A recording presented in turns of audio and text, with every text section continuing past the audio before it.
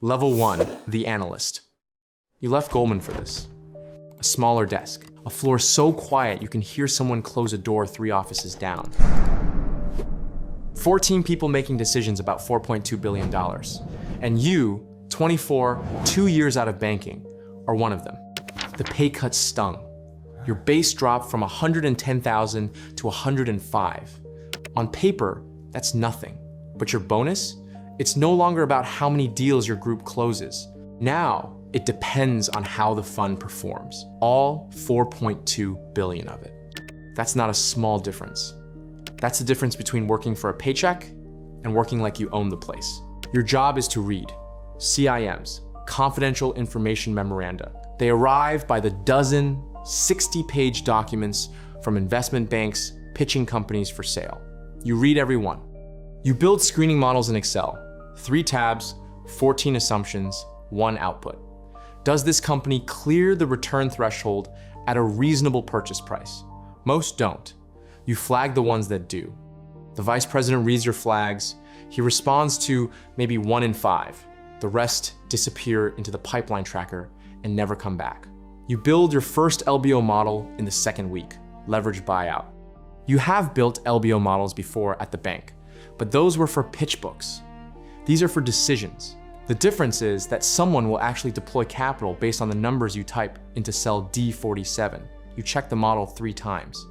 You check it a 4th time at 11 at night in the back of a cab because you remembered a depreciation schedule that might be wrong. It isn't wrong. You check anyway. At this level, an error doesn't cost you a bonus. It costs the fund's limited partners real money. Pension funds, endowments, sovereign wealth. People who will never know your name are relying on your cell references. The hours are better than banking. Not good, better. You work 60 to 70 hours a week, fewer during quiet periods, 90 during a live deal. The difference is the silence. At Goldman, the floor hummed with movement, voices, the performative urgency of 50 analysts. Here, the office is 14 desks and the occasional sound of someone closing a door to take a call they don't want you to hear. The silence is productive. It is also isolating in a way you did not expect. Your total compensation in year 1 is $220,000. No carried interest. You are too junior for carry. You won't participate in the fund's profits for years. You are building the foundation of a career that pays in a currency you cannot access yet. Level 2, the associate. You have an MBA now, 2 years at Columbia, $190,000 in loans. You return to a different fund, larger, $7.8 billion under management. The firm hired you because your banking background was healthcare, and their newest fund has a healthcare vertical that needs execution capacity. You are 28. Base salary is $175,000. Your bonus will be somewhere between $150,000 and $250,000, depending on deal flow and your performance review. Total first-year comp will clear $350,000 if the year goes well. The year goes well when deals close. Deals close when you do your job. Your job is the deal, end to end.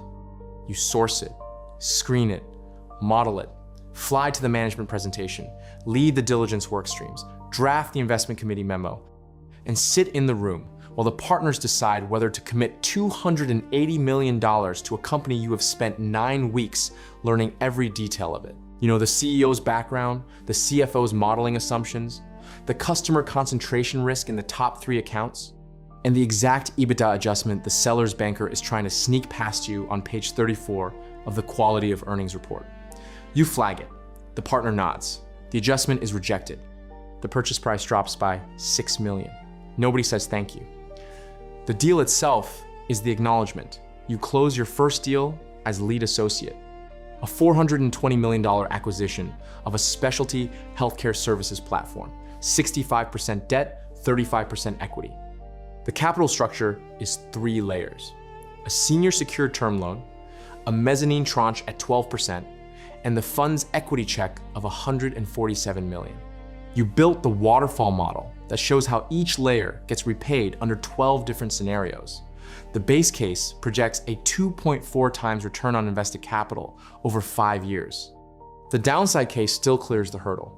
The upside case, if the platform executes 3 bolt-on acquisitions and hits the margin expansion targets, returns 3.7 times. The partners approve. The wire goes out on a Wednesday afternoon. You feel something you did not feel at the bank. Not pride exactly, proximity.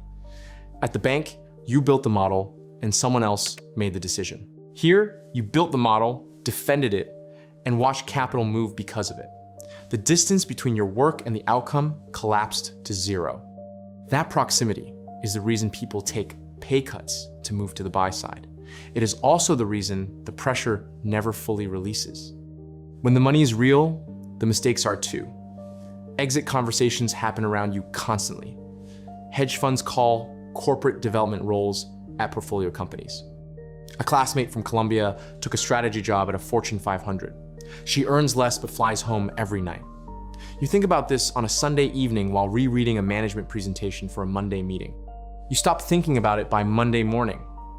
The meeting requires your full attention, and the company is interesting, and the work is the work. Level 3, the vice president. The title changes the physics.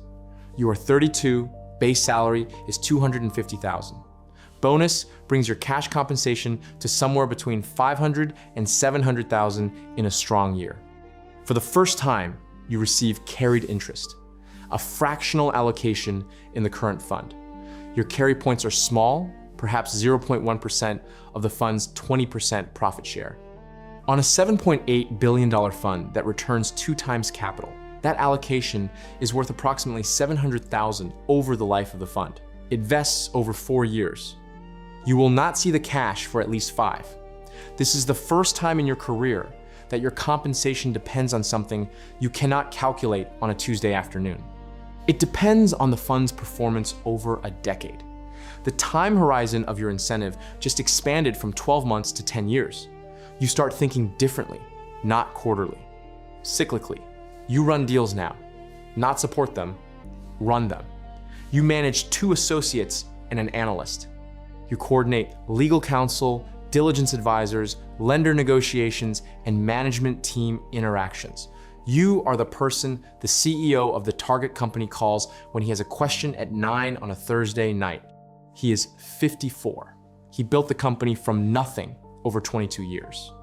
He is selling it because a partner at your firm convinced him the platform deserved institutional capital to reach the next level.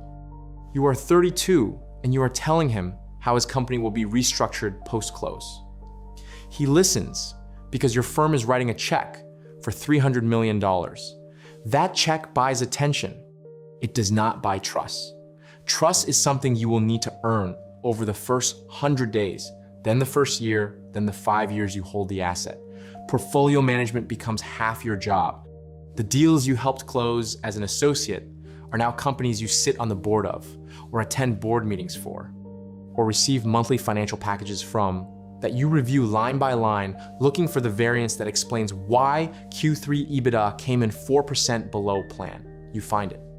A supply chain disruption in the Southeast region that increased COGS by 300 basis points. You call the CFO, she already knows. She has a mitigation plan.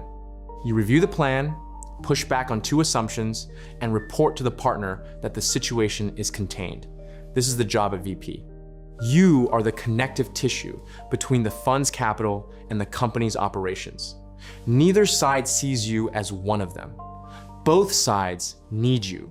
You are sourcing your own deals now. This is the wall. Below VP, you execute. Above VP, you originate. The distinction determines whether you make partner or plateau. You begin attending industry conferences, not for the panels, for the hallway conversations. You take CEOs to dinner who are not yet sellers. You build relationships that will mature in 18 months or 3 years or never. Most of them, never. The conversion rate on proprietary deal sourcing is low. But proprietary deals, the ones your firm finds without a banker running an auction, have higher returns because the purchase price isn't bid up by 12 competing funds. Your value to the firm is now measured by the quality of your network, not just the quality of your models. Level 4, the principal. You brought in your first deal. fully originated. A $600 million acquisition of a business services company you identified 14 months ago at a conference in Dallas. The CEO remembered your name. He called you before he called a banker. Your firm won the deal without an auction. The purchase price was 5.8 times EBITDA, a full turn below where it would have traded in a competitive process. That turn of EBITDA is worth approximately $100 million in equity value. You saved the fund $100 million by remembering someone's name and following up 11 times over 14 months. This is what origination looks like. It is patient, repetitive, and indistinguishable from friendship until the moment it becomes a transaction. You are 36. Principal, your base is $300,000. Cash compensation, including bonus, is between $800,000 and $1.2 million. Your carried interest allocation has increased substantially. You now hold meaningful points in 2 active funds. If both funds perform to plan, your carry will be worth between 8 and 12 million over the next 7 years. This number is theoretical until the exits happen. The exits depend on the portfolio companies hitting their operating plans, which depend on management teams executing, which depend on markets cooperating, which depend on interest rates, consumer demand, regulatory environments, and the specific details of 100 decisions made by people who are not you. Your wealth is a function of other people's execution. You manage this by managing them. That is the entire job description at this level. You sit on 4 boards. You attend 16 board meetings a year. You review more financial statements than most CFOs. You approve capital expenditure requests, management incentive plans, and bolt-on acquisition targets. You are not an operator. You are an owner who does not operate. The distinction creates a specific kind of power and a specific kind of distance. You know the business intimately from the numbers. You do not know what it feels like to walk the warehouse floor at 6 in the morning. The CEO does. He reports to you. The asymmetry is structural, intentional, and occasionally the source of tension that never fully surfaces in a board meeting, but is always present underneath it. The partnership decision is approaching. You have been at the firm for 8 years. You know the criteria: revenue attribution, deal performance, LP relationships, cultural fit, and the willingness of existing partners to dilute their own economics to make room for you. That last criterion is never stated. It is the most important one. If you've made it this far, you're exactly who this channel is for. A subscribe helps me keep making these. No pressure, but I'd appreciate it. Level 5, the partner. You made partner, one in maybe 15 associates who started at your level 8 years ago. The others went to smaller funds, corporate roles, operating positions at portfolio companies, or business school a second time to reset. You stayed. You are 39. Your compensation is no longer a number you negotiate annually. It is a share of the fund's economics. Management fees, 2% of committed capital on the newest fund of $11.4 billion, generate $228 million a year for the firm. Your share of that covers your base and your team. The real money is the carry. 20% of profits above the 8% preferred return, split among the general partners according to an allocation that reflects tenure, origination, credit, and the internal politics of a 14-person partnership. Your allocation is 6% of the carry pool. On a fund that returns 2.5 times capital, your personal carry is approximately $34 million, paid out over the fund's harvest period as portfolio companies are sold. You will not see most of that money for years. Some of it is subject to clawback provisions, meaning if later exits underperform, you may owe money back to the limited partners. Your net worth on paper is significantly higher than your liquid net worth. You own a house worth $2.8 million with a mortgage you could pay off but don't because the after-tax cost of the debt is lower than the expected return on your invested capital. Your accountant structured this. Your financial advisor manages the rest. You now have both. You also have a tax attorney, an estate planner, and a family office consultant who told you that you don't quite need a family office yet, but will in 3 years if the fund performs. Your job is fundraising, deal origination, and firm management. You fly to meet limited partners, pension fund, CIOs, endowment directors, sovereign wealth fund allocators. You present the fund's track record in conference rooms that are indistinguishable from each other across 4 continents. The presentation is 42 slides. You have given it 67 times. The questions are always the same. What is your edge? How do you source proprietary deals? What happened with the company in Fund 3 that wrote down? You answer the write-down question with practiced calm. You explain the market conditions, the management team changes, the lessons learned. You do not mention that the write-down cost you personally $1.8 million in carry. The LP nods. He commits $300 million. You thank him. You fly home. Your daughter is 11. She asked you last week what you do. You said you help companies grow. She asked how. You started to explain leveraged buyouts and stopped yourself. You said you find good businesses and give them money to get better. She said, that sounds easy. You said yes. You did not tell her about the CEO you replaced in Q2 because the revenue targets weren't met. You did not tell her about the 800 people in the manufacturing division that were let go during the restructuring you approved. You did not tell her that the restructuring added 400 basis points to the margin and increased the enterprise value by $220 million, which is the number that matters to the fund, which is the number that pays for everything. You told her it sounds easy. You went back to your laptop. Level 6, the senior partner. You are 47. You have been at the firm for 19 years.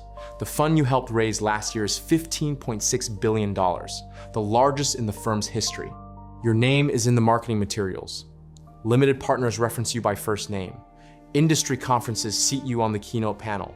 Junior analysts at banks Google you before pitch meetings. You are institutional. Your carry allocation across 3 active funds represents unrealized value in excess of $90 million. Your annual cash compensation, management fee share, plus realized carry from older funds has averaged between 8 and 14 million over the last 4 years. The variance reflects exit timing, not performance. The performance has been consistent. 2.3 times net on Fund 4, 2.1 on Fund 5, 1.9 on the current vintage. Still early. The numbers define you inside the LP community. They are the reason capital flows toward you and not toward the 400 other funds competing for the same allocations. You sit on the firm's investment committee. Every deal the firm pursues requires your vote. You see 50 opportunities a month. You approve 4. Your pattern recognition, built over 19 years and 63 completed transactions, allows you to identify the flaw in a thesis before the associate finishes presenting it. The flaw is usually the same: revenue concentration, customer dependency, management depth, or a growth assumption that requires the market to cooperate in a way it has not cooperated in the last 2 cycles.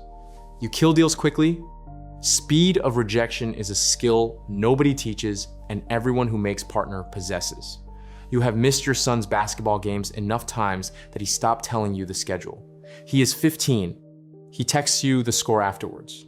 You respond with a single word. The word varies. The distance does not. Your wife manages a life that functions around your absence. She does not complain. The absence is not a failure. It is the structure. The structure is the fund cycle, the deployment period, the harvest period, the fundraise, the next fund, the next cycle. The structure does not pause. It does not ask about your weekend. It asks about the Q3 board deck and whether the add-on acquisition in Portland is on track to close before year end. You are the most successful version of the person who left Goldman at 24 because a headhunter said buy side. You have created more than $1 billion in value across your career for the fund's limited partners. Pension funds that manage retirement accounts for teachers, firefighters, and state employees have compounded returns because of your decisions. This is real. You think about it sometimes. You also think about the companies you restructured, the jobs you cut, the management teams you replaced. The math always worked. The math always justified the decision. The question you stopped asking around year 12 is whether the math is the only framework that should apply. There's someone your fund depends on who never appeared in any of these levels. She is 36 years old. She works at a state pension fund managing $41 billion in total assets. Her title is Director of Private Equity. Her salary is $214,000. She controls $9.3 billion in alternatives allocation across 67 fund relationships. Your fund is one of them. Last quarter, she recommended a $300 million commitment to your newest vehicle. The investment committee approved it in a 40-minute meeting. That single commitment represents more capital than your fund's entire first vehicle raised 20 years ago. She made the recommendation based on your track record, your team stability, your operational value add framework, and a 2-hour meeting you had with her in a conference room in Sacramento where she asked you 14 questions and you answered 13 well. The 14th about key man risk and succession planning, you answered adequately but not precisely. She noted this: she will decide next year whether to re-up for Fund 7. If she does not, and if 3 other LPs follow her lead, your fund will be smaller. A smaller fund means lower management fees, fewer deals, less carry, and a shift in the power dynamic at every level of the firm. She does not manage money. She does not source deals. She does not sit on boards. She allocates. Allocation is the quiet engine beneath everything you built. Every partner, every principal, every associate running diligence at midnight is working inside a structure that exists because someone like her decided it should. She goes home at 5:45. She eats dinner with her family. She does not think about your fund after 6. She will again on Monday, briefly while reviewing the quarterly performance report you spent 40 hours preparing. She will read the summary page. She will note the net IRR. She will move to the next fund in the stack. There are 66 others.